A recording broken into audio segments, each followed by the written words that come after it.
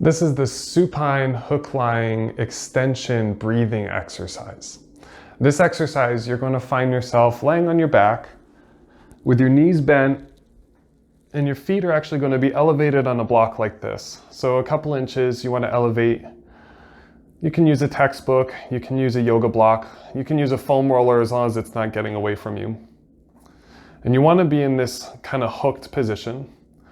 You're then going to flatten your back against the ground. Like many of our exercises, we want to have a nice neutral, braced, and stable spine and core during exercise and movement.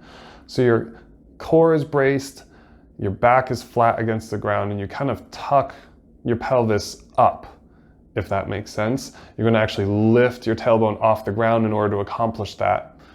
So with a little bit of a brace, you're then going to take a deep breath in through your nose. And on the exhale, you're going to reach straight up. Get all that air out of the lungs, and then take another inhale. Reach up a little farther.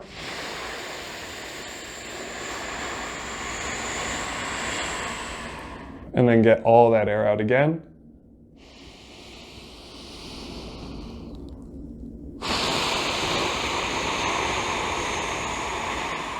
And last time, you're going to go as far as your arms will comfortably let you go. So it might be here, it might be all the way down to the floor.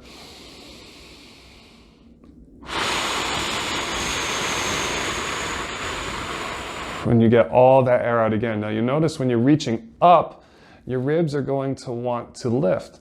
Now the purpose of this exercise is to keep your core engaged and to then pull your ribs back down again. So we're reaching and pulling down with our rib cage, down with our core.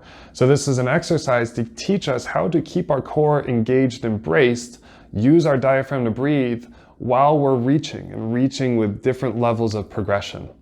So again, this exercise is done with your back flat the whole time, core braced the whole time. Reach up in about 3 seconds, out 6 seconds, in 3 seconds, out 6 seconds, in 3, out 6, in 3, out 6. Every time you're trying to depress your ribs and get all that last breath out.